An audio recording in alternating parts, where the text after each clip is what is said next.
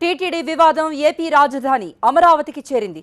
తిరుమల ఆలయ మాజీ ప్రధాన అర్చకులు రమణ దీక్షితులు లేవనెత్తిన అంశాలపై సీఎం చంద్రబాబు సమీక్ష నిర్వహించారు. ఆలయ పవిత్రతకు భంగం కలిగించకుండా అన్ని చర్యలు తీసుకోవాలని ముఖ్యమంత్రి ఆదేశించినట్టు ఈవో అనిల్ కుమార్ సింఘాల్ చెప్పారు. శ్రీవారికి జరిగే కైంకర్యాలన్నీ సక్రమంగానే జరుగుతున్నాయని, బూందీ పోర్టులో ఎటువంటి తవ్వకాలు జరగలేదన్నారు. 1952 రికార్డుల్లో ఉన్న నగలన్నీ భద్రంగా ఉన్నాయన్నారు.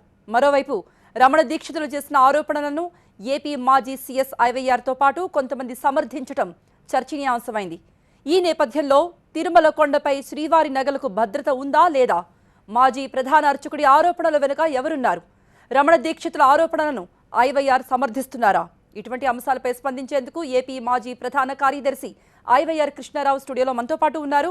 ఐవైఆర్ను ప్రశ్నలు అడగాలి అనుకునేవారు 040234901002 లేదా 040234901003కు కాల్ చేయొచ్చు. నమస్తే ఐవైఆర్ గారు. మనం చూసాం, అంటే బూందీ పోర్టులో తవ్వకాలు, నగలన్నీ భద్రంగా లేవు అంటూ రమణ దీక్షితులు చేసిన ఆరోపణలు మనం చూసాం. దీన్ని మీరు ఎలా సమర్థిస్తున్నారండి? సమర్థించడం అంటే ఎక్కడైనా సమర్థించాను నేను అంటే ఇది నిజమేనన్న ఒక విషయంలో మాత్రం మీరు కట్టుబడి ఉన్నారు కదా, అంటే ఇది జరగలేదని అయితే మీరు ఖచ్చితంగా చెప్పలేదు కదా. విషయాలకు అంటే బూందీ పోర్టు తవ్వకాలు కానీ, లేకపోతే నగలన్నీ భద్రంగా లేవని కానీ మీరేమంటున్నారు? నేను నా ప్రెస్ నోట్లో కానీ సబ్సెక్వెంట్గా సీఎం గారికి రాసినటువంటి లెటర్లో కానీ మీరు ఫాలో అయితే 2 అంశాలు ప్రస్తావించాను. ఓకే, మొట్టమొదటిది 65 ఏండ్లకు కైంకర్యాన్ని ఆపు చేయటం అనేది సరైనటువంటి విధానం కాదు. కైంకర్యాలన్నీ జీవిత పర్యంతంగా ఉండాలి. ఇది ఒక అంశం. రెండోది, ఇప్పుడు ఒక ఇష్యూ లేవనెత్తినప్పుడు అతని మీద చర్య తీసుకోవటం అనేది కూడా కరెక్ట్ కాదనేది అదొక భాగం. రెండోది, ఆయన చేసిన ఆరోపణలో 2 నేను ప్రస్తావించాను. ఓకే, ఒకటి, స్వామివారికి నైవేద్యం పూజలు సరిగ్గా జరగటం లేదనేది. రెండోది, అక్కడ పోర్టులో ఏవో తవ్వకాలు జరిగాయని. ఆయన నుంచి వచ్చింది కాబట్టి దీనికి ప్రాధాన్యత ఉన్నది, ఎంక్వైరీ చేయించి నిజమని తెలిస్తే యాక్షన్ తీసుకోండి అని మాత్రమే ఆ లెటర్లో పేర్కొన్నాను. అది ఆయన సమర్థించడము కాదు, వ్యతిరేకించడము కాదు. కొన్ని ఆరోపణలు వచ్చాయి, 2 ఆరోపణలు, ఆ చేసిన ఆరోపణలు ఈ రెండిట్లే నేను వీటి విషయం నేను ప్రస్తావిస్తున్నాను. దీని మీద చర్య తీసుకోండి. పూజల విషయంలో మీకు ఎందుకు అనుమానం కలిగింది?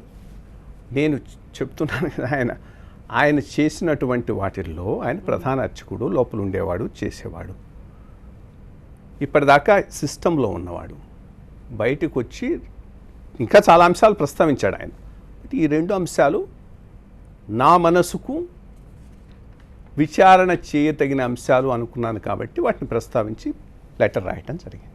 ఓకే, ఈ అంశాలపై మీ వ్యక్తిగత అభిప్రాయం ఏంటంటే, చాలా అంశాలు ఆయన లేవనెత్తారు. నగలకు భద్రత లేదు అన్నారు, కైంకర్యాలు సరిగ్గా జరగడం లేదన్నారు, బూందీ పోర్టులో తవ్వకాలు జరిగాయి అంటున్నారు. మీ అవగాహన, అనుభవం రీత్యా మీరే విధంగా భావిస్తున్నారు? నాకు వ్యక్తిగతంగా దీని మీద ఈ అభిప్రాయం అనేది అది పెద్ద ఇష్యూ కాదు. బేసిక్గా ఈరోజు 2 ఇష్యూస్ ఆయన లేవనెత్తాడు. వాటిని గురించి విచారణ జరపాల్సిన అవసరం ఉన్నది. విచారణలో ఇవి నిజమని తేలితే యాక్షన్ తీసుకోవాలి. రెండోది, ఇష్యూస్ రైజ్ చేశాడు కాబట్టి యాక్షన్ తీసుకోవటం సరికాదని ఈ 3 పాయింట్లు. ఓకే, మనం మాట్లాడుకుందామండి. ఒక కాలర్ ఉన్నారు కృష్ణా జిల్లా నుండి, వెంకట్రావు. మీ ప్రశ్న అడగండి. హలో, చెప్పండి. చెప్పాను సార్. నమస్తే అండి. నమస్కారం, చెప్పండి సార్. మిమ్మల్ని సార్ చెప్పండి.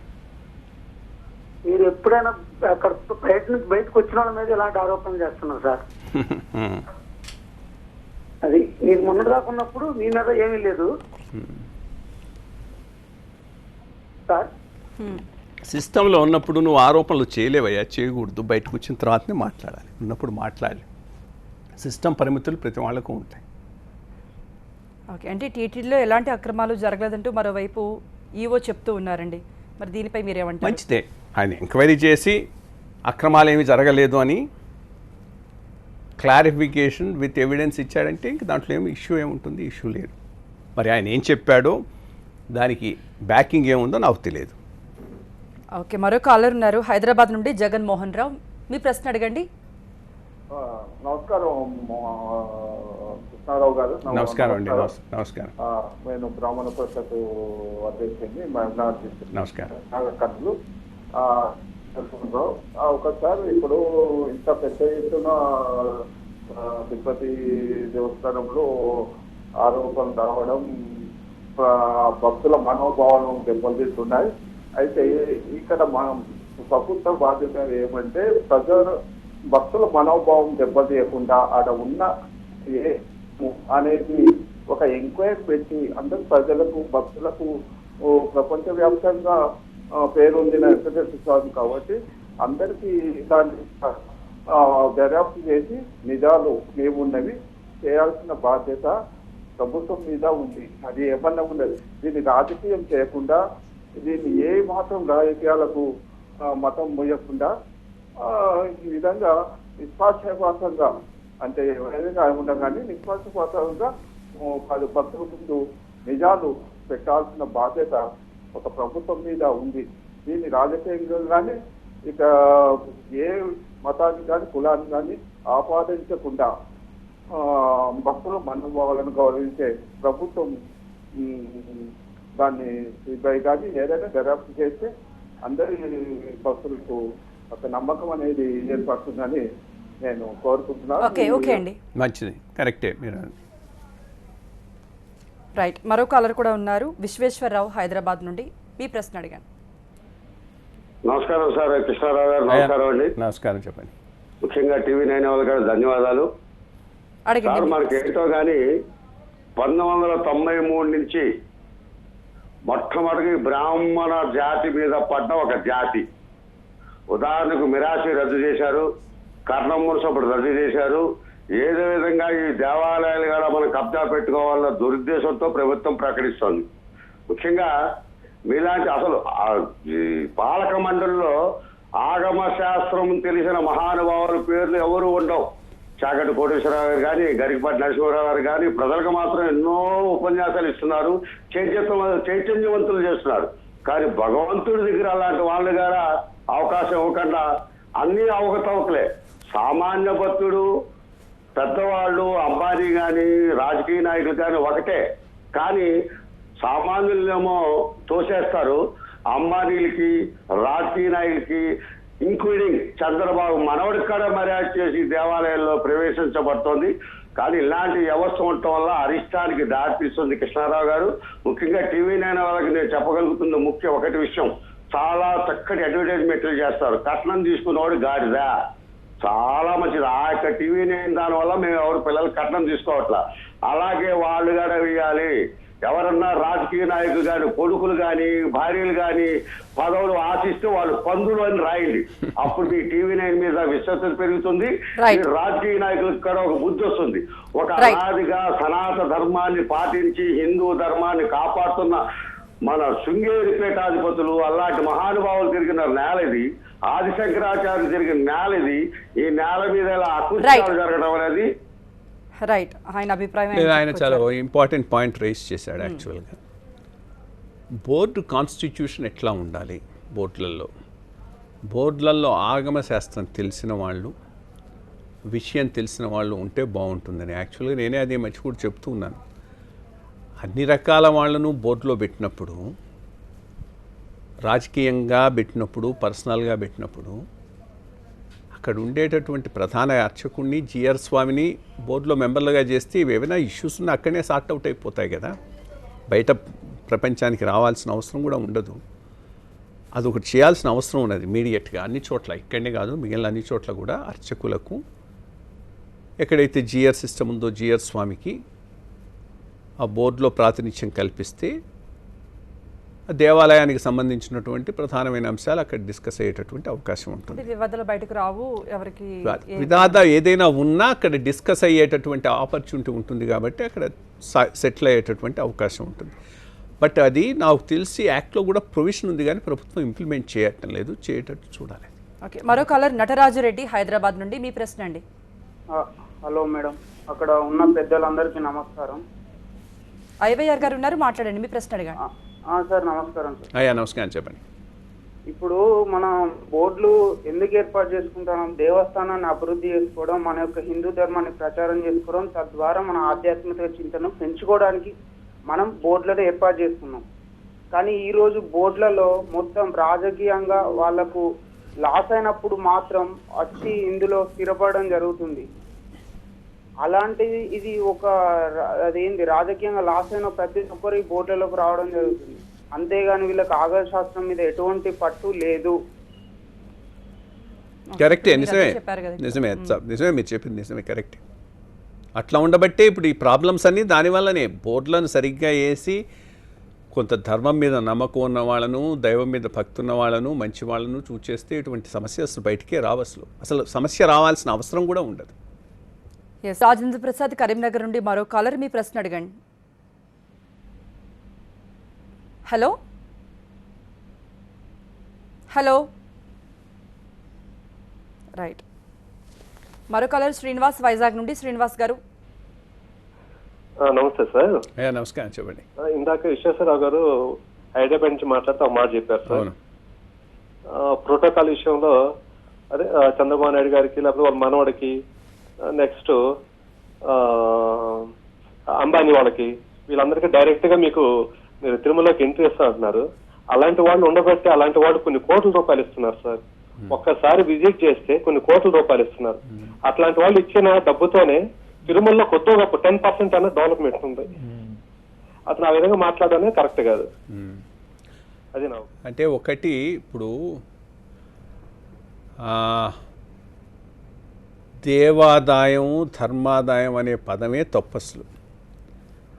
ఆదాయ వనరులుగా వీటిని చూడటం, అవి వస్తేనే మనం డెవలప్ చేయగలుగుతాం అనుకోవటం చాలా కరెక్ట్ విధానం కాదు నా దృష్టిలో. ప్రధానంగా భక్తితో రావాలి. డబ్బులు ఎంత వేశారనేది అది వేరే విషయం. ఐ మీన్ నీ స్థాయిని బట్టి, నీకు ఉన్నదాన్ని బట్టి వేస్తావు. అది ఎంత బాగా ఖర్చు అవుతుందనేది కూడా చాలా ఇంపార్టెంట్ విషయం. బికాస్ ఖర్చు పెట్టల్లో కూడా నైతికమైనటువంటి ప్రమాణాలు పూర్తిగా చాలా చోట్ల లేవు. గవర్నమెంట్లో ఇక్కడ ఒక చోట్లేనే, ఎందుకు కానీ స్పెసిఫిక్గా చెప్పటం. కాబట్టి ఇది ఆయన చెప్పిన దాంట్లో చాలా ఇంపార్టెంట్ పాయింట్ ఉన్నది. దీన్ని నువ్వు ఆదాయ వనరుల్లాగా చూడటం సరైనటువంటి విషయం కాదు. భక్తులు ఎంత వాళ్ళ శక్తిని బట్టి ఇచ్చిన దాన్ని సద్వినియోగం చేయటం అనేది చాలా ఇంపార్టెంట్.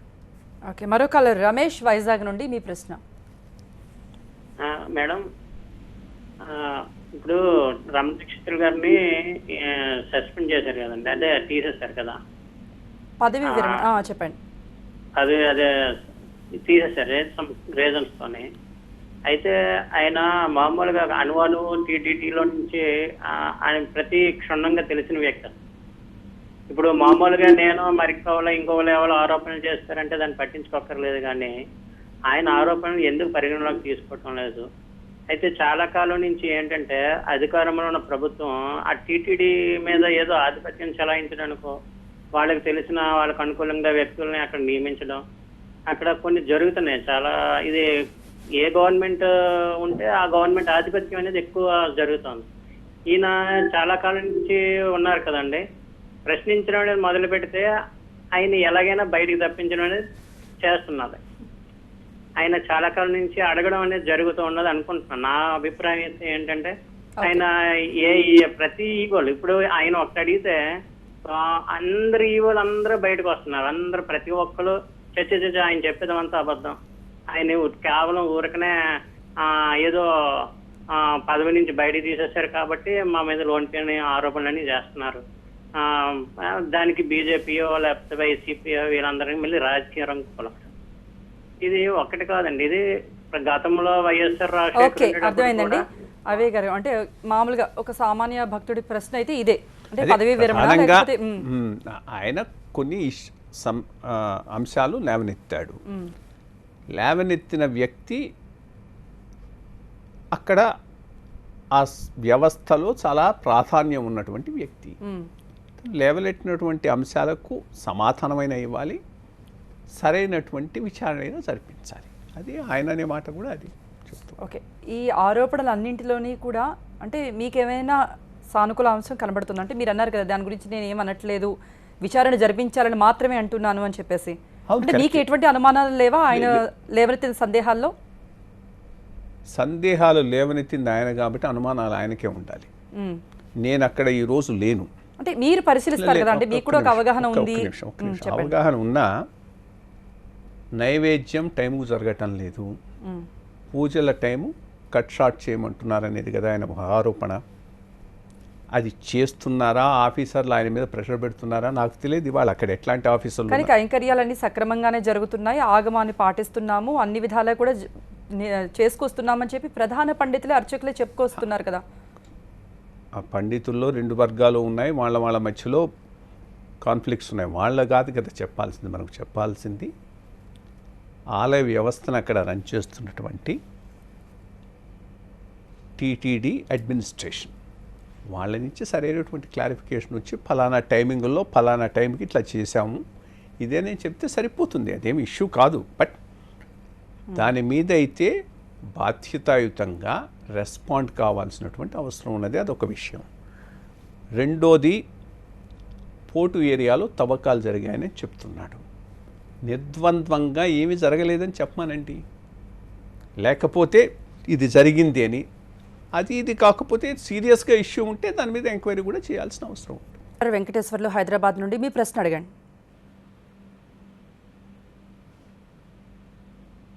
హలో హలో అడగండి, మీ ప్రశ్న అడగండి. హలో చెప్పండి వెంకటేశ్వర్లు గారు. సార్ అదే నమస్తే సార్. నమస్కారం సార్. అక్కడ రమణ దీక్షితులు గారు ఉన్నారు కాబట్టి ఆయన తెలుస్తారు మొత్తం. ఆయన చెప్పింది ఇట్లా వినాలి ఇంకా, ఎందుకంటే ఆయన తెలుసు కదా సార్ మొత్తం, ఆయన కదా అక్కడ ఉండి చేసింది, దగ్గర ఉండి చేసింది. ఇంకోటి సార్, టీవీ9 వాళ్ళు ఎందుకని అలా మోడీని కలిసినట్టు ఇంకొకరిని కలిసినట్లు అలా చూపిస్తున్నారు, నాకు అర్థం కావట్లేదు. అలా చూపించడం దేనికి? అది టీవీ9 వాళ్ళని అడగాలి. అలా చూపించొద్దు కదా, ఒక పార్టీకి సపోర్ట్ ఎందుకు చేస్తున్నారు అట్లా? అది టీవీ9 ఒకటే కాదండి, అది మామూలుగా చూపిస్తున్న అంశం, మీరు ఒకసారి గమనించాలి. అది వింటున్నారా అండి? రైట్. ఇప్పుడు మీరు 2 years టీటీడీలో వర్క్ చేశారు, యాజ్ ఏ ఈవోగా చేశారు. ఇటువంటి వివాదాలన్నీ మీ దృష్టికి అప్పుడు కూడా వచ్చే ఉంటాయి కదా, మీరు ఎప్పుడు ఎందుకు స్పందించలేదండి? ఏ ఒక్కసారి కూడా మీరు మాట్లాడలేదు ఎందుకని? అప్పుడు ఎందుకు మౌనం వహించారు? మీ క్వశ్చన్ అర్థం చేస్తున్నారా, అర్థం కాకుండా చేస్తున్నారా? అంటే మీరు ఈవోగా పనిచేశారు. ఒక్క నిమిషం. క్వశ్చన్ వేయాలని వేయొద్దు first point. Okay, just 1 minute. Issue జరిగింది ఈరోజు. అదే అండి, ఇష్యూ జరిగింది ఈ రోజు. ఆ రోజు నువ్వెందుకు స్పందించలేదంటే నేనేం చెప్తాను? మీరే ఇంతకు ముందు చెప్పారు. అంటే అప్పుడు నేను బయటకు వచ్చి, ఇంతకు ముందు ఒక కాలర్ కూడా ఇదే ప్రశ్న అడిగినప్పుడు, అక్కడ ఉన్నప్పుడు నేను మాట్లాడని పరిస్థితి, బయటకు వచ్చిన తర్వాత మాత్రమే మాట్లాడగలను అని మీరు చెప్పారంటే అప్పుడు ఏదో గమనించే ఉంటారు కదా మీరు. అట్లా కాదు, ఆయన అడిగిన ప్రశ్నకు సిస్టంలో ఉన్నప్పుడు సిస్టంలో ఏదైనా జరుగుతున్నా బయటకు వచ్చి మాట్లాడలేము. ఆ రోజు ఇదే ఇష్యూ 2009-11 నేను ఈవో టీటీడీగా ఉన్నప్పుడు జరిగి ఉంటే నేను ఈరోజు ప్రశ్నించినట్టు ఆ రోజు ప్రశ్నించగలిగి ఉండేవాడిని కాదు. అర్థమైందా? దాని అర్థం అది. ఒక్క నిమిషం. 2009-11 నేను ఈవో టీటీడీ కదా, ఆ రోజు ఇట్లాంటిది ఏదో జరిగింది అనుకుందాం. ఏది? కైంకర్యాలు టైం జరగలేదు, నా నోటీస్కి వస్తుంది, సరి చేయడానికి ప్రయత్నం చేస్తాను. బట్ బయటకు వచ్చి ఇక్కడ కైంకర్యాలు జరగలేదు, ఫలానా వాడు రెస్పాన్సిబుల్ అని మాట్లాడలేను కదా ఆ రోజు నేను. ఆ కాంటెక్స్లో అన్న విషయమే కానీ ఈరోజు జరగటం లేదు అని ఈయనొచ్చి ఒక అభియోగం చేసినప్పుడు ఆ రోజు నేను ఎందుకు స్పందించలేదు? ఒక రోజుతో జరిగేది కాదు కదండి, ఎన్నో ఏళ్ల నుండి జరిగిందే ఆయన బయట పెట్టాను అంటున్నారు కదా. ఒక్క నిమిషం. నేను రెస్పాండ్ అయిన 2 issues మీద నేను మాట్లాడుతున్నా. నేను రెస్పాండ్ కాని ఇష్యూ మీద నువ్వు మన అడగలేరు కదా. ఫస్ట్ థింగ్, నేను అసలు రెస్పాండ్ కాకపోతే ఇంక నువ్వు ఎందుకు రెస్పాండ్ కాలేదని అడగలేరు. అంటే ఇప్పుడు మాట్లాడతారు కదా, అంటే ఒక క్లారిటీ ఇస్తారనే ఉద్దేశం. ఒక్క నిమిషం. ఇప్పుడు ఆయన రేస్ చేసిన ఇష్యూస్లో కైంకర్యాలు ఈరోజు సరిగ్గా జరగటం లేదు అన్నాడు. సో ఈరోజు ఇష్యూకి ఈరోజు రెస్పాండ్ కాగలను కానీ ఆ రోజు నేను రెస్పాండ్ కాలేను. తవ్వకమా ఏం జరిగినా పోర్టులో ఈరోజు జరిగిందన్నాడే కానీ 2009లో జరిగిందని అనలేదు కదా ఆయన. అంటే అప్పటి నుండి ఆభరణాలకు రక్షణ లేదు, ఆభరణాల సంగతి మాట్లాడటం లేదు నేను, ఒక్క నిమిషం. చెప్పండి. 3 ఇష్యూస్, నేను రెస్పాండ్ అయిన 2 ఇష్యూస్కే నేను ఆన్సర్ చెప్పగలను. ఈ 2 మాత్రమే మీరు మాట్లాడతానంటే ఆ 2 కదా నేను లెటర్లో రాసిన, ఆ 2 అయినప్పుడు అంటే ఈ విషయాల గురించి కూడా మీరు ఏమైనా చెప్తే ఒక క్లారిటీ ఇవ్వగలుగుతారేమో, భక్తుల మనోభావాలు కూడా దెబ్బతిన్నాయి కాబట్టి మీరు ఏమైనా చెప్పగలుగుతారేమో. మీరు క్లారిటీ ఇవ్వమని అడిగితే అది వేరే విషయం, మీరు 2009లోనే ఎందుకు మాట్లాడలేదంటే వేరే విషయం. అదే ఇప్పుడు రమణ దీక్షితులు గారు చెప్పిన విషయాలలో ఎన్నో ఏళ్ల నుండి అంటే ఇప్పుడు ఆలయాలకి రక్షణ లేదు, లేకపోతే ఆభరణాలకు రక్షణ లేదని ఎన్నో ఆభరణాల విషయం సపరేట్ గా మాట్లాడదాం. ముందు ఈ 2 ఇష్యూస్ కానివ్వండి, ఆభరణాల విషయం కాల్ తీసుకున్న తర్వాత మళ్ళీ మాట్లాడదాం. రఘురామరెడ్డి గారు ఉన్నారు, మరో కాలర్, మీ ప్రశ్న అడగండి. హలో, నమస్కారం అండి. నమస్కారం, చెప్పండి. ఇప్పుడు ఇదండి కైంకర్యాలు జరిపేది మాత్రం ప్రధాన అర్చకులు, వారి కింది వాళ్ళే కదండి. కైంకర్యాలు ఏం జరపాలన్నా కూడా ఈవో గారు కానీ, చైర్మన్ గారు కానీ, చంద్రబాబు నాయుడు గారు అయితే జరపరు.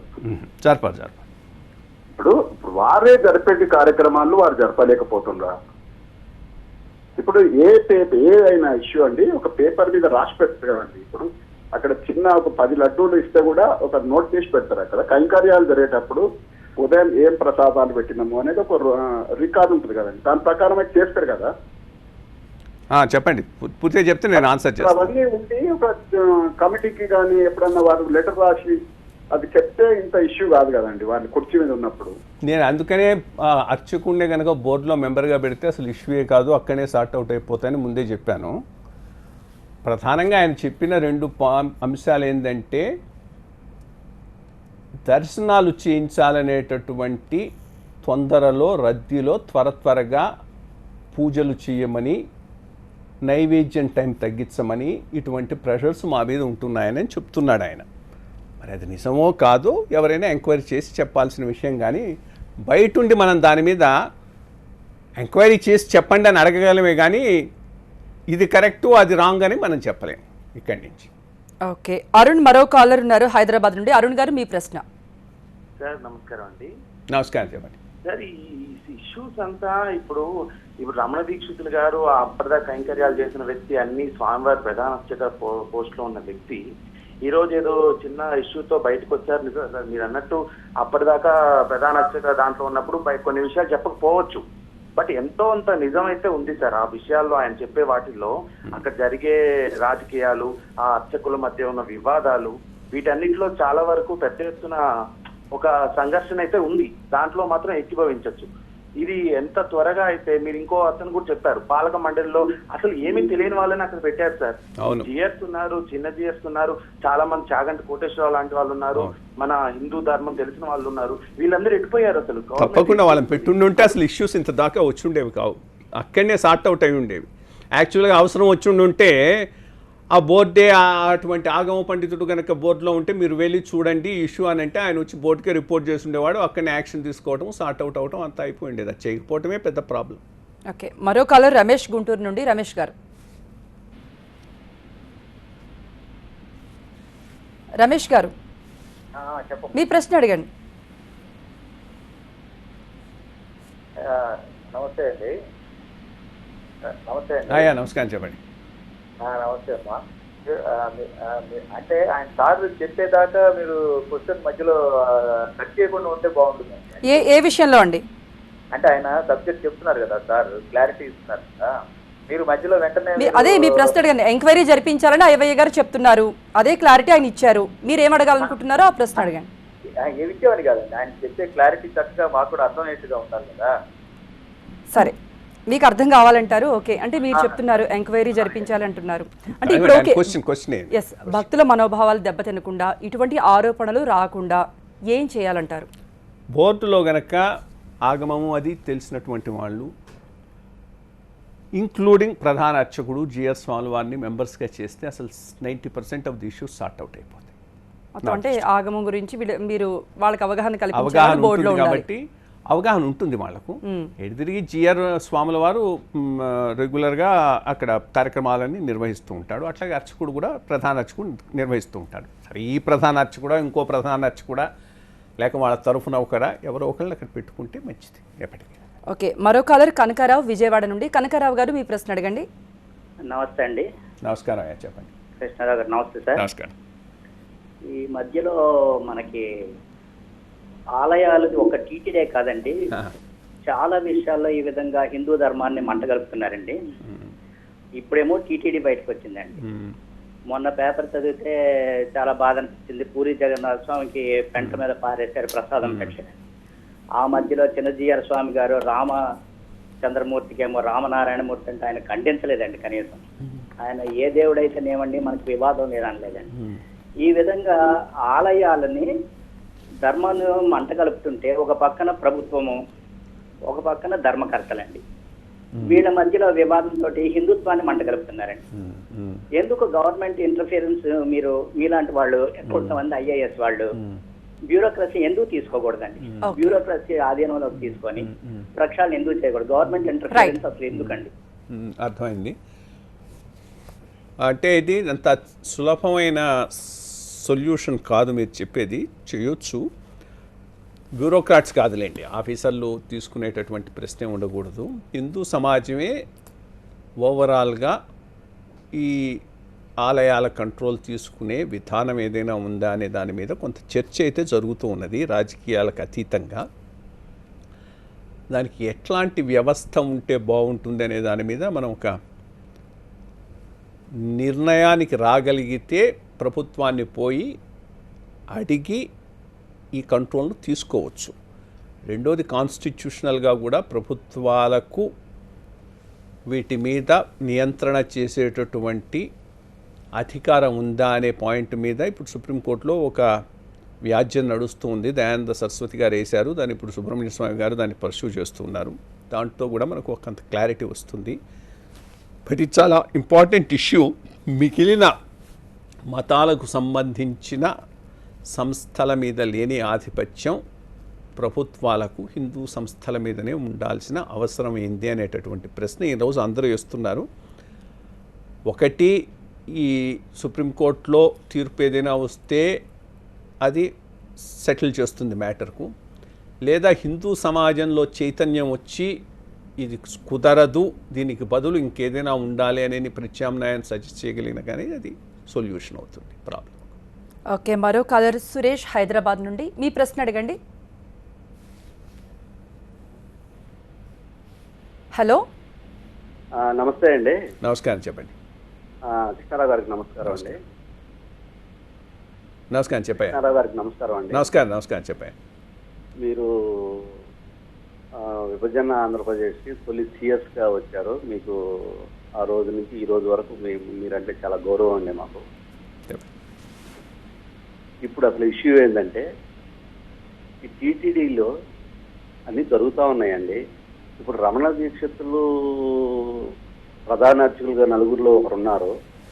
కానీ ఆయన చెన్నైకి పోయి ప్రెస్ మీట్ పెట్టకుండా మీ లాంటి వాళ్ళని పిలిచి పెట్టుంటే కొంచెం గౌరవంగా బోర్డు దృష్టికి చెప్పుంటే కొంచెం బాగుండేదని మా అభిప్రాయం. దీని గురించి మీరేం చెప్తారు?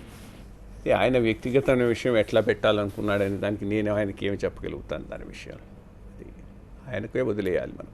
ఆయన ఎంత బాగుందనుకుంటే, ఎట్లా బాగుందనుకుంటే ఎట్లా చేస్తారు. ఓకే, మరో కాలర్ కిరణ్ కుమార్ రాజు తిరుపతి నుండి, మీ ప్రశ్న. హలో. హలో, చెప్పయ్యా.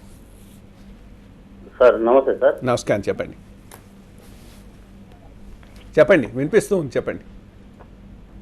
అవును సార్, రమణ దీక్షిత్ గారు సార్. చెప్పండి, వినిపిస్తున్నారు. రమణ దీక్షిత్ గారు చెన్నై, బాంబే పోయేసి, ముంబై పోయేసి, ఢిల్లీ పోయేసి, అమిత్ షాని కలిసేసి ఇంతవరకు అతను ఎన్నో రోజులు అక్కడ ఉన్నారు సార్. కానీ అక్కడ పోయి అమిత్ షాకు పోయేసి ఈ వజ్రాలు జరిపినాయని చెప్పి అక్కడ కంప్లైంట్ చేయడం కానీ, ఈ రోజు ప్రెస్ మీట్ చూడడం కానీ, ఐవీఆర్ కృష్ణారావు సార్ పెద్ద వ్యక్తి ఐఏఎస్ గారు ఉన్నారు. ఆ పీరియడ్ లో జరిగినటువంటి ఆ రత్నాలు రాలిపోయినాయి, ఇది వజ్రాలు అమ్మేశారని చెప్పి ఇది మాట్లాడడం సమంజసమా? రైట్. మొట్టమొదటిది, ఇక్కడ నేను రమణ దీక్షితులు గారికి క్యారెక్టర్ అండ్ కాండక్ట్ సర్టిఫికేట్ ఇవ్వడానికి రాలేదు.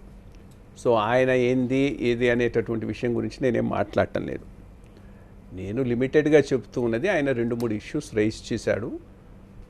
దాని మీద ప్రభుత్వం సరిగ్గా ఎంక్వైరీ చేసి క్లారిఫికేషన్ ఇస్తే బాగుంటుందని అంతవరకు మాత్రమే నేను మొదటి నుంచి చెప్తున్నాను. రెండోది, ఆయన తీసేయటం మాత్రం తప్పనేటటువంటి విషయం చాలా క్లియర్గా నేను పబ్లిక్గా బోత్ ప్రెస్ నోట్ ద్వారా యాజ్ వెల్ as సీఎం గారికి రాసిన లెటర్లోనూ మెన్షన్ చేయడం జరిగింది.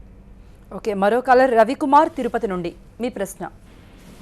హలో హలో హలో చెప్పండి. నమస్కారం, వినిపిస్తున్నది. సార్, ఇప్పుడు మేము తిరుపతి నుంచి మాట్లాడుతున్నాం సార్. చెప్పండి సార్. యాక్చువల్ గా మీరు తెలుగుదేశం పార్టీకి మీరు వ్యతిరేకుల, అనుకూల, లేకపోతే రెండింటికి కానీ న్యూట్రల్? Question number 1.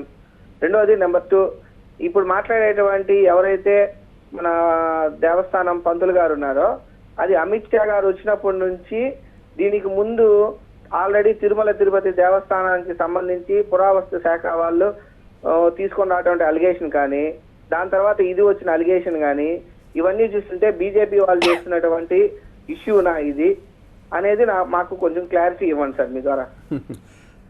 నాకు తెలియదు, అది ఆయనే ఇవ్వాలి క్లారిటీ. ఆయన వెనుక ఎవరైనా ఉన్నారా లేదా అనే దానికి నేనేం చెప్పగలుగుతాను? నేనైతే లేను. మీరు అనుకూలడా, వ్యతిరేకులా, లేకపోతే న్యూట్రలా? అది సరే, ఆ క్వశ్చన్కి ఆన్సర్ చేయాల్సిన అవసరం కూడా. ఓకే, ఎన్నడూ లేని విధంగా మనం చూస్తున్నాం తిరుమల కొండ మీద అనేక వివాదాలు వస్తూ ఉన్నాయి. అంటే శ్రీవారి నగలకు కూడా భద్రత లేదు అని, దీనిపై మీరేమంటారు? శ్రీవారి నగల వరకు మాత్రం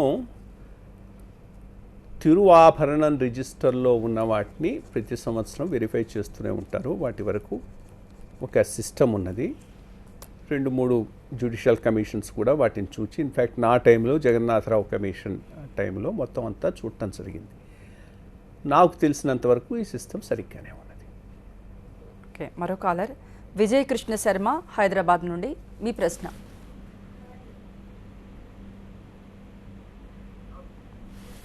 హలో మీ ప్రశ్న అడగండి.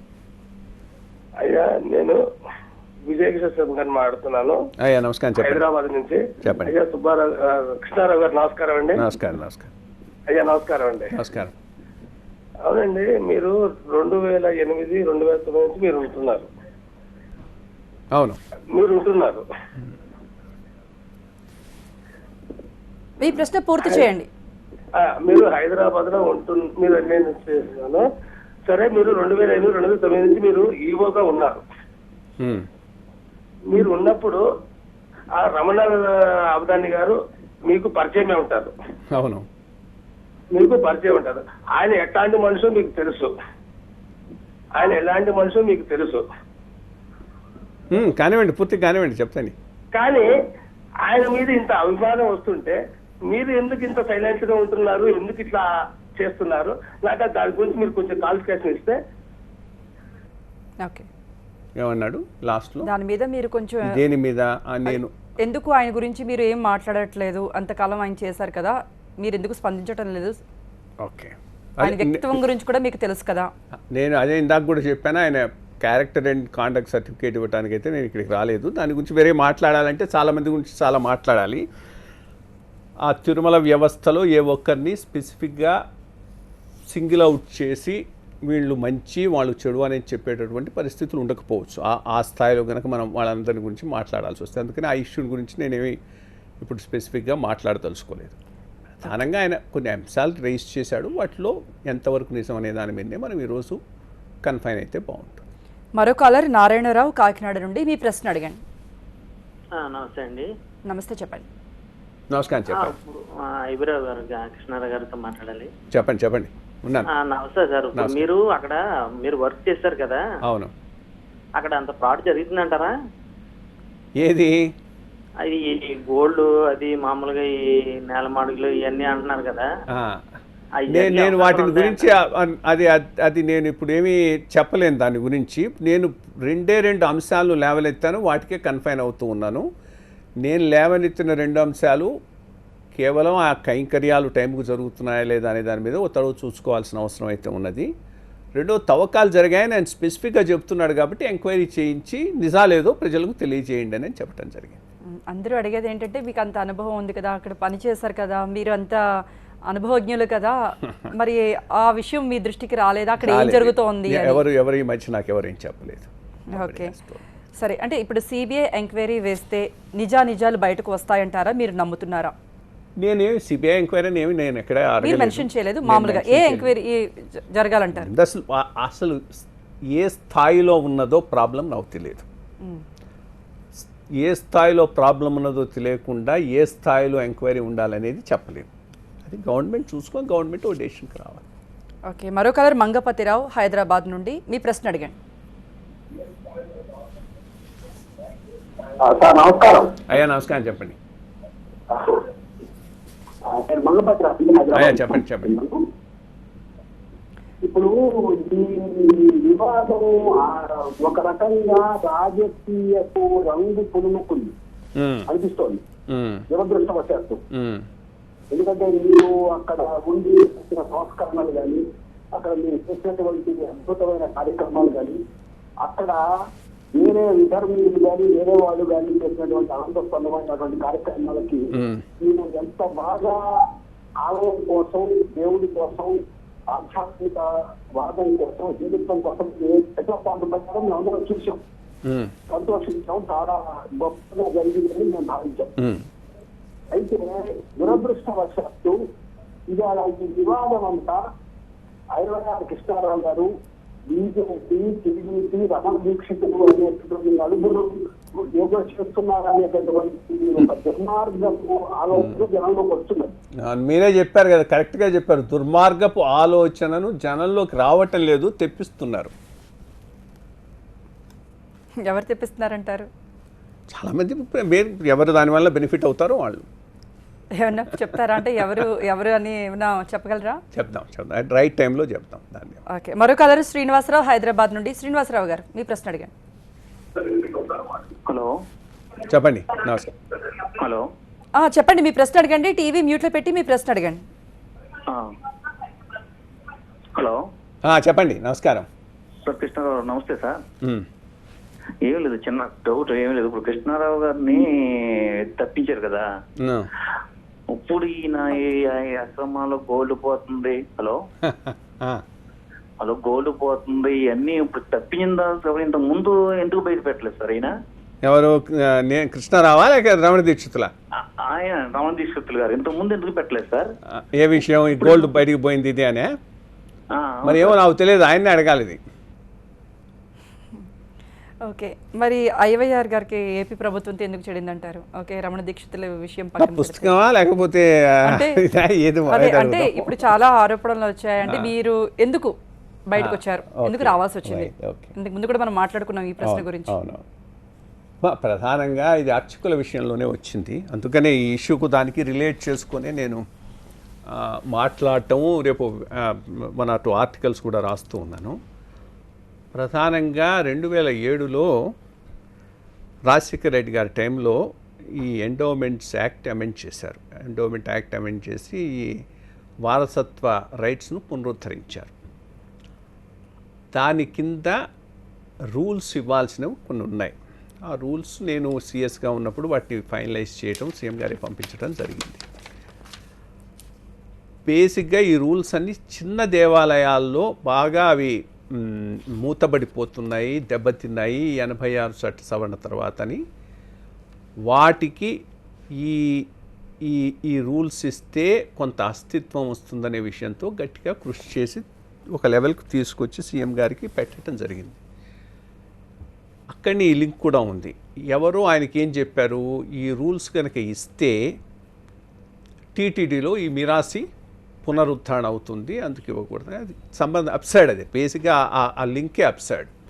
మిరాసికి దీనికి సంబంధం లేదు, మిరాసి ఎప్పుడు వెళ్ళిపోయింది. ఈ యాక్చువల్గా ఇప్పుడు ఏదైతే అనుకుంటున్నామో అది ఆల్రెడీ టీటీడీలో ఇంప్లిమెంట్ చేసాం సార్ లాంగ్ బ్యాక్. సో అది ఎక్స్ప్లెయిన్ చేద్దామని నేను చూస్తే ఆయన ఎందుకో దానికి అంత సుముఖంగా లేరు.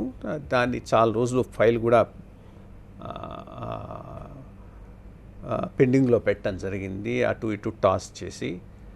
దాంట్లో ఒక నోటిఫికేషన్ ఇచ్చి, ప్రిలిమినరీ నోటిఫికేషన్ ఇచ్చి ఫైనల్ ఇవ్వకుండా చాలా వెరీ జినియన్ ఇష్యూ, ధర్మ న్యాయం ప్రకారం చేయాల్సిన ఇష్యూను ఆయన అనవసరంగా కాంప్లికేట్ చేశారు. ఆ ఇష్యూ మీద గట్టిగా నాకైతే చాలా రిజర్వేషన్ ఉంది, ఆయనకు కూడా నా మీద రిజర్వేషన్ ఏర్పడింది దాని మీద. అది కాదు. ఓకే, మరి దీనికి ఫుల్ స్టాప్ పడుతుందంటారా? ఇప్పుడు చేస్తున్నాడు కదా, ఇప్పుడు అది ఇస్తానంటున్నాడు. నిన్న లీక్లు ఇచ్చాడు కదా కొన్ని న్యూస్ పేపర్స్లో. ఆ 76 జీవోను వెంటనే ఇచ్చేస్తాను నెల రోజుల లోపల ఇవ్వాల్సిన అవసరం లేదు, రేపు ఇవ్వచ్చు. అది రెడీగా ఉంది, ఆయన టేబుల్ మీద ఉంది, సంతకం పెడితే రేపు అయిపోతుంది. ఓకే, మరో కాలర్ మురళీకృష్ణ పూణే నుండి మీ ప్రశ్న. హలో హలో, చెప్పండి. సార్ నమస్కారం సార్. ఐవీఆర్ కృష్ణారావు గారు. నమస్కారం. నమస్కారం. సార్ నా క్వశ్చన్ ఇప్పుడు జరుగుతున్న అదే మన ఆర్టికల్ గురించి కానీ లేకపోతే ఇప్పుడు మీరు లేవనెత్తిన 2 క్వశ్చన్ల గురించి కానీ మాట్లాడట్లేదు నేను. కేవలం నా క్వశ్చన్ ఏంటంటే ఈవెన్ TV9 కానీ లేకపోతే మన రాష్ట్ర ప్రభుత్వం కానీ ప్రతిపక్షం కానీ మీరు సీఎస్ గా ఉన్నారు కాబట్టి మొన్నటిదాకా మీరు కానీ మనకి ఈ 2 రాష్ట్రాలు విడిపోయిన తర్వాత కొన్ని సమస్యలు ఇంకా ఉన్నాయి కదా సార్. ఆస్తుల పుస్తకాలు కానీ సెంట్రల్ గవర్నమెంట్ కానీ కొన్ని అంటే నాకు పరిధిలో అంటే నాకంత ఇది లేదు పరిజ్ఞానం. కాకపోతే నేను అడుగుతుంది ఏంటంటే రాష్ట్రం డివైడ్ అయినప్పుడు కొన్ని ఆస్తులు పంపకాలు జరగాల్సినవి ఉన్నాయి కదా, వాటి గురించి మన ప్రతిపక్షం కానీ ప్రజెంట్ రూలింగ్ పార్టీ కానీ కాకపోతే మీరున్న మంచి పొజిషన్ లో ఉన్నారు కదా సార్, మీరు కానీ లేవనెత్తితే బాగుంటుందని నేను అనుకున్నాను సార్. దాని గురించి మీరు ఏమన్నా పుస్తకాలు తప్పకుండా. అంటే ఒకటి సమస్య చాలా వరకు కాలమే సార్ట్ అవుట్ చేసింది. సో అందుకని కొంతవరకు మేజర్ పోర్షన్ అంతవరకు ఈ 3-4 సంవత్సరాల్లో కొద్దిగా సార్ట్ అవుట్ అవుతూ వచ్చాయి.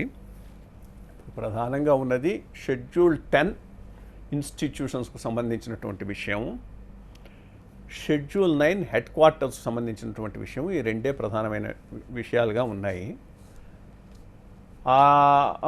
ఇప్పుడు కోర్స్ కొత్తతోటి వాళ్ళు లేవనెత్తారు. సింగరేణి కాలరీస్లో ఉన్నటువంటి ఆ హెవీ మెషినరీ ఇంజనీరింగ్ విజయవాడలో ఉన్నారని, అది మాదేనంటున్నారు. అది కరెక్ట్ కాదని నా ఉద్దేశం. అది అక్కడనే వదిలేయాల్సి ఉంటుంది. దాన్ని కూడా సార్ట్ అవుట్ చేసుకోవాల్సినటువంటి అవసరం ఉన్నది.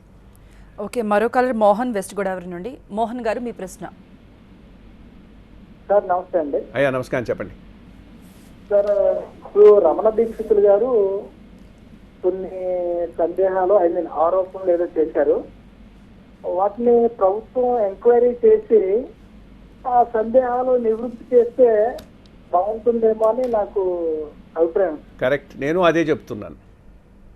నేనంటుంది కూడా అదే. ఓకే, మీరు ఒక పుస్తకం రాశారు, ఎవరి రాజధాని అమరావతి అని. ఎందుకు రాశారు అంటే దానిలో పేర్కొన్న అంశాలు ఏంటి, ఎందుకు తెలుసుకోవాలి అందరూ? రైట్. నేను సీఎస్గా ఉన్నప్పుడే ఈ రాజధాని అంశం మీద నాకు చాలా నిర్దిష్టమైనటువంటి అభిప్రాయాలు ఉన్నాయి. ఆ రోజు సరే ప్రభుత్వం ఒక నిర్ణయం తీసుకుంది, మన పర్సనల్ అభిప్రాయాలు అట్లాగే ఉండిపోయినాయి. సో ఇవి ప్రజల్లోకి తీసుకుపోదామని నేను ఫ్రీ కాగానే దీని మీద కొంత ఇన్ఫర్మేషన్ సేకరించడం మొదలెట్టాను. ఆ సేకరించిన ఇన్ఫర్మేషన్కి అనుగుణంగా ఈ పుస్తకాన్ని రాయటం జరిగింది. ప్రధానంగా దీంట్లో 2-3 అంశాలు నేను మెన్షన్ చేసినవి. ఒకటి, రాజధాని అనేది మహానగరంగా ఉండాల్సిన అవసరం లేదు. మహానగరం ఉండొచ్చు, కానీ మహానగరంగానే ఉంటే అది రాజధాని అవుతుందనేది లేదు. రెండోది, మహానగరాలు ఎప్పుడూ ఇన్స్టెంట్గా రావు. ఈ రోజుకి రోజు అనుకుంటే 2 రోజులు అయ్యేవి కావు. మహానగరాలు ఓవర్ సెంచరీస్ డెవలప్ అవుతాయి. సో తమిళనాడు చెన్నై ఉంది, మహారాష్ట్రకు ముంబై ఉంది. కాబట్టి మనకు మహారాష్ట్ర అంటే జరగదు అట్లా. మనకు వచ్చేటప్పటికి 400 ఏళ్ళు పడుతుంది. ఇప్పుడు ముంబై ఒక రోజులో అయింది కాదు. ముంబై 200 ఏళ్ళు 300 ఏళ్లలో డెవలప్ అయింది. చెన్నై కూడా అంతే. సో ఆ డిఫరెన్స్ను సరిగ్గా అప్రిషియేట్ చేయకుండా మహానగరం రాజధాని కావాలి అనేటటువంటి ఒక వ్యామోహంతో గ్రీన్ ఫీల్డ్ మెగా సిటీ అనే కాన్సెప్టే రాంగ్ కాన్సెప్ట్ అనేది నా భావన. రెండోది, ఈ గ్రీన్ ఫీల్డ్ సిటీగా మెగానగరాన్ని డెవలప్ చేయాలని మొత్తం అన్ని వనరులను అక్కడనే కేంద్రీకరిస్తే యాక్చువల్గా ఇది రాష్ట్ర అభివృద్ధికే గుదిబండ కావచ్చు. అది రెండో పాయింట్. మూడోది, మోర్ ఇంపార్టెంట్, మన రాష్ట్రానికి ఉన్నటువంటి పరిస్థితులకు అనుగుణంగానే మనం మన అభివృద్ధి ప్రణాళికను ఏర్పాటు చేసుకోవాలి. మనకు అడ్వాంటేజ్ ఏంటంటే 3-4 పెద్ద నగరాలు ఉన్నాయి. తిరుపతి, విజయవాడ, వైజాగ్. అట్లాగే మంచి అర్బన్ నెట్వర్క్ ఉంది. కాబట్టి ఒక అడ్మినిస్ట్రేటివ్ క్యాపిటల్ చేసుకొని ఈ సిస్టమ్ చాలా ఆంగ్లో సాక్సన్ కంట్రీస్లో ఉన్నది. అమెరికాలో ఉంది, కెనడాలో ఉంది, ఆస్ట్రేలియాలో ఉంది. వీటన్నిటిలో కూడా రాజధానులు మహానగరాలు కావు. వాళ్ళు కావాలని పర్పస్ఫుల్గా కాన్షియస్గా రాజధానులను అడ్మినిస్ట్రేటివ్ క్యాపిటల్స్ కానీ డెవలప్ చేసుకొని మిగిలిన పెద్ద నగరాలను అప్పటికే డెవలప్ అయిన వాటిని మహానగరాలుగా చేసుకున్నారు. ఆ కాన్సెప్ట్ మనకు మోర్ సూటబుల్, అది అడాప్ట్ చేసుకొని ఉండాల్సింది. ఇప్పటికైనా లేట్ కాదు. దీంట్లో ప్రెస్టేజ్ ఇష్యూ తీసుకోకుండా దీన్ని అడ్మినిస్ట్రేటివ్ క్యాపిటల్గా ఈవెన్ అమరావతిని డెవలప్ చేసుకొని మనం వైజాగ్, విజయవాడ ఎక్కువ కాన్సన్ట్రేట్ చేసి మహానగరాలుగా డెవలప్ చేసుకుంటే అది మనకు కరెక్ట్ మోడల్ అవుతుంది, డెవలప్మెంటల్ మోడల్ అనేటటువంటి పాయింట్ తీసుకురావడం కోసంగా ఈ పుస్తకాన్ని రాశాను. ఓకే, అంటే ప్రభుత్వం అమరావతి మీద దీని మీద ఫోకస్ ఎక్కువ పెట్టింది. మీరు అప్పుడు విభజించినప్పుడు సిఎస్గా వర్క్ చేశారు, మరి ఈ అభ్యంతరాలు అప్పుడు ఎందుకు లేవనెత్తలేదండి? ఒక సింపుల్గా ఒక ఇది చాలామంది అడిగారు, ఇప్పటికీ చెప్పాను, ప్రజల్లో కూడా వెళ్ళిపోయినాయి. దీనికోసం మళ్ళీ ఒకటో చెప్తాను. నేను కాదు అసలు, దీనికోసం ఒక స్టాచ్యూటరీ కమిటీ ఉంది. శివరామకృష్ణన్ కమిషన్ ఏర్పాటు చేసిందే కేంద్ర ప్రభుత్వం రాజధాని విషయంలో రాష్ట్ర ప్రభుత్వానికి సలహాలు ఇవ్వటం కోసం. వాళ్ళ సలహాకి ఆ రోజు విలువ లేకుండా పోయింది. సో ఇంకా CS is much below that ఏది స్టాచ్యూటరీ కమిటీ. సో వాళ్ళ సలహాకి విలువ లేనప్పుడు నా సలహాకు విలువ ఉంటుంది అనుకోవడం. రైట్, థ్యాంక్ యూ ఐవైఆర్ గారు. Thank you so much, thanks a night. So Tirumala Tirupati దేవస్థానంలో ఎటువంటి అభ్యంతరాలు లేవనెత్తకుండా భక్తుల మనోభావాలు దెబ్బతినకుండా ఉండాలి అంటే ఇప్పుడు ఏదైతే ఆరోపణలు వస్తున్నాయో దాని మీద ఒక ఎంక్వైరీ జరిపిస్తే ప్రయోజనం ఉంటుంది అంటున్నారు ఐవైఆర్ గారు. ఇది డిస్కషన్. బ్రేక్ తర్వాత బులెటిన్ అప్డేట్స్ చూద్దాం. చూస్తూనే ఉండండి TV9. Thank you so much. Harikrishna.